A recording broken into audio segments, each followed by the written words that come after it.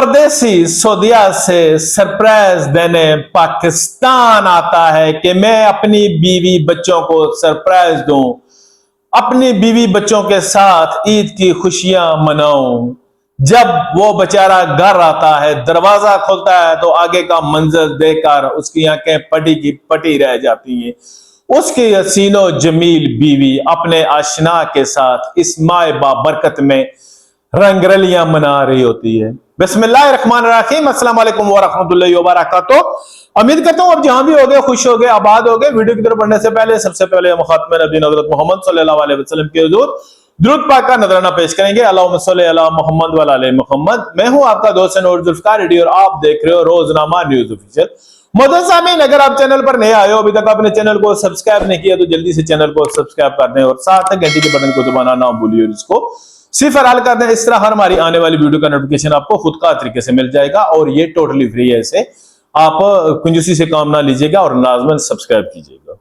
दोस्तों, ये बिल्कुल ताजा वारदात हुई है और ये एक हिंताई परदेशियों के लिए खास करके बहुत ज्यादा जो है ना वो होता है लम्हा कि जब कोई ईद या शब बारात होती है तो हर किसी की कोशिश होती है कि यार मैं अपने प्यारों के साथ जाकर ईद करूं। और ये परदेशियों की दिली ख्वाहिश होती है। वो प्रदेश में होते हैं और तो उनको चैन नहीं मिलता कि हम उड़कर भी अपने प्यारों के पास पहुंच जाएं। और इस बेचारे के साथ ये हिंताई दर्दनाक वारदात हुई है। खबरों का मुताबिक दोस्तों, परदेसी को ईद घर गुजारना की ख्वाहिश रास ना आई और खुद सऊदी अरब भिजवाने वाली बीवी दुश्मन बन गई और आशना के साथ मिलकर अपने शौहर को मौत के घाट उतार दिया। ये दोस्तों जो खबर है ये जिला रावलपिंडी तहसील गुजरखान की रहची है, एक आदमी की है जो पाकिस्तान में होता है और यहाँ पर गुजरखान में तो उसने एक अपने इलाके में किराना स्टोर डाला होता है और उसका नॉर्मली जो गुजारा बसर है ठीक चल रहा होता है। कोई ना वो बहुत ज्यादा गरीब होता है और ना ही कुछ, लेकिन उसकी जो बीवी होती है, जो उसके 3 बच्चों की माँ होती है, वो उसे कहती है कि सफदर देख, इस तरह जो है ना वो गुजारा बसर ठीक से नहीं हो रहा। मैं चाहती हूँ कि आप परदेश जाओ, वहां पर मेहनत मजदूरी करो, पैसे कमाओ। हमारे बच्चे जवान हो रहे हैं, इनको आगे हमने प्राइवेट स्कूलों में भी डालना है क्योंकि सरकारी स्कूलों में जो तालीम है वो ठीक नहीं हो रही है। और वो अपनी हरदल अजीज खूबसूरत बीवी के बाद कहता है जी कि ठीक है। और उसकी जो बीवी होती है इकरा, वो अपने जेठ के आगे मिन्नत मुताजिद करती है जी कि आप ऐसा करें कि सफदर को जो है ना वो बाहर भेजे, क्योंकि उसका जेठ सऊदीया रियाज में एक कंपनी में काम करता है। और इसकी जो सफदर की बहन होती है वो भी जो है ना अपनी इस भाभी के साथ हाँ में हाँ मिलाती है और भाई को कहती है कि भाई प्लीज आप इस हमारे भाई का कुछ करें कि इसके हालात भी कुछ सुधरे, क्योंकि नॉर्मली गुजारा बसर तो ठीक चल रहा होता है लेकिन वो चाहती है जी कि मेरे और पैसे आए और मेरा शौहर और ज्यादा कमाई करे। सो इसका जो जेठ होता है वहां पर मजीद वहां से वीजा भेज देता है और सफदर जो है ना उसको खबर मिलती है कोई 2-4 हफ्तों के बाद जी कि तुम्हारा वीजा आ गया है।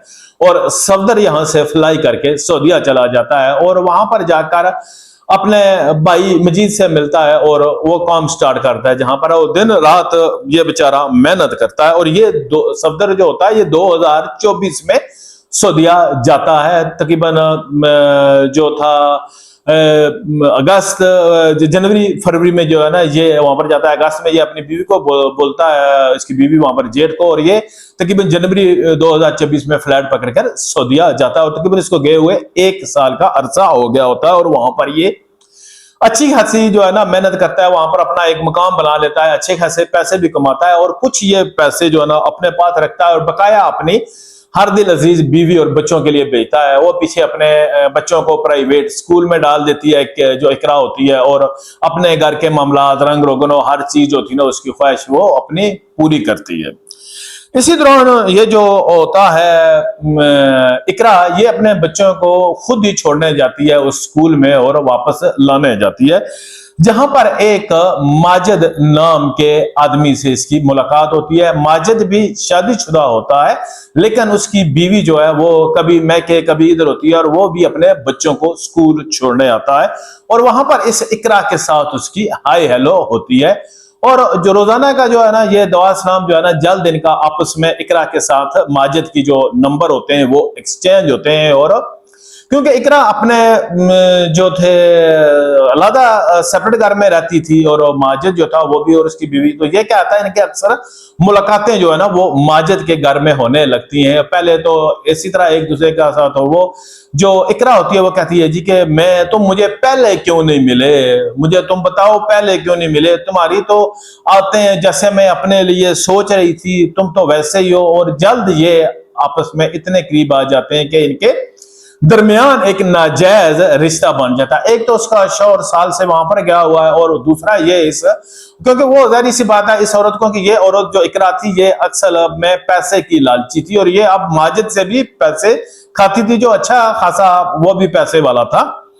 और इनके दरमियान जो है ना ये मुलाकातों का सिलसिला, बच्चों को छोड़कर आते हैं और अक्सर उसकी बीवी घर पर नहीं है तो ये वहां पर चले जाते थे, वहां पर इकरा के साथ अपनी जो शैतानी खेल खेला जाता था और इकरा वहां पर रहती थी और दोबारा बच्चों को लेकर ये घर आ जाती थी। और ये तकरीबन इनका रोजाना का मामूल था। अगर माजिद के घर नहीं है तो वे जो है ना बाहर कहीं मिल लेते थे किसी होटल में, या इनका जो मैन होता था वो माजिद के घर, क्योंकि वो जब से इकरा मिली थी उसका और अपनी बीवी के साथ मामला जो थे तो बीवी उसकी जो है ना वो उससे उकता गई थी। सो ये सिलसिला चलता रहता है। और इतने दौरानिये में ये जो होता है सफदर, इसको सऊदीया गए हुए 1 साल से ज्यादा अरसा हो जाता है और माह रमजान की शुरुआत होती है।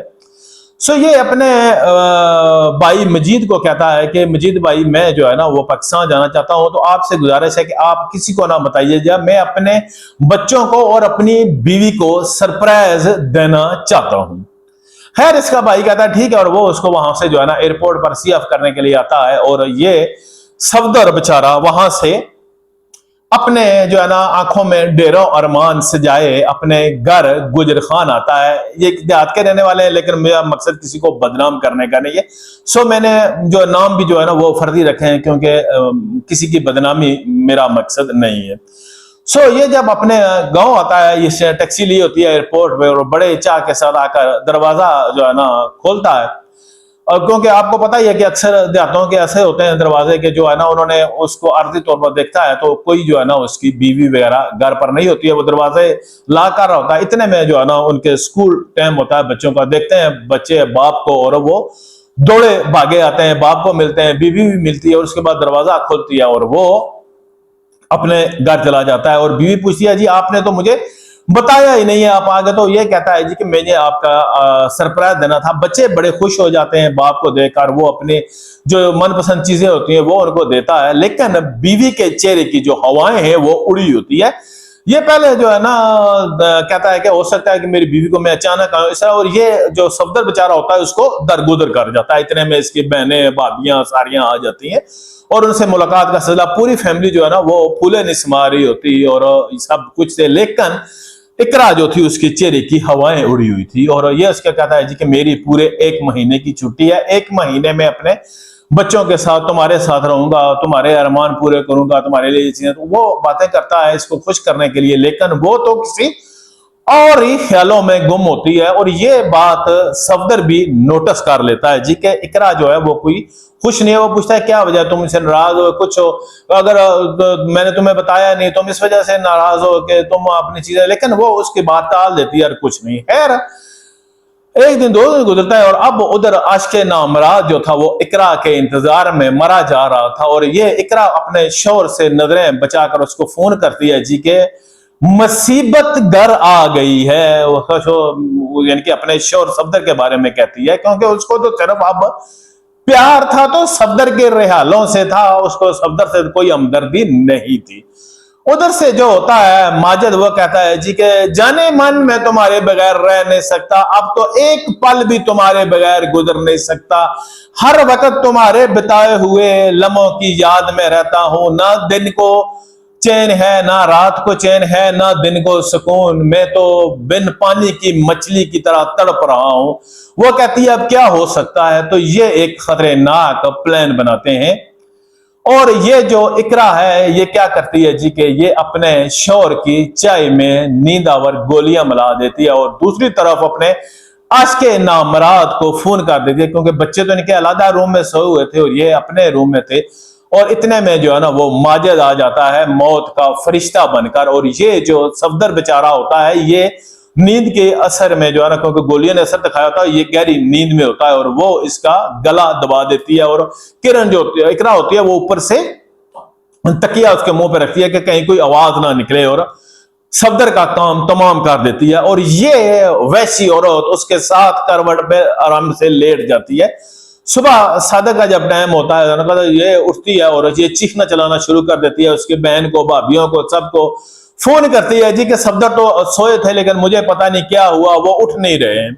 वो आते हैं जाते हैं, इतने में जो उनका जो होते हैं फैमिली मेंबर, वो पुलिस को भी इन्फॉर्म कर देते हैं। पुलिस डेड बॉडी कब्जे में ले लेती है, और जब वो देखती है तो उन्हें वो उसके गर्दन के ऊपर निशान वाजिया नजर आते हैं, लेकिन वो उसे कुछ नहीं कहते। जाकर पोस्टमार्टम जब रिपोर्ट आती है तो वो सारा कच्चा चिट्ठा खोल देती है। वो कहते हैं जी के ये जो इसको गला दबाकर मारा गया है, और उसके बाद इसकी जो बीवी का फोन से रिकॉर्ड चेक किया जाता है तो सारे मामलात सामने आ जाते हैं। उसके बाद ये जो है उसको पकड़ के लाते हैं, एक बारम बरगम जो होती है कांस्टेबल, उसके पास करते हैं, और वो इसके बाद ये इकरा भी जो है ना अपने मुंह खोल देती है और इसका आशिक नामराद भी के हमने मारा है। अब दोनों ये जेल में है और इनका ट्रायल चल रहा है। इनको लाजमन हमारी दुआ है कि अल्लाह ताला उनको करार वाक़या सजा दे, बेचारे परदेसी का इतना भयानक अंजाम।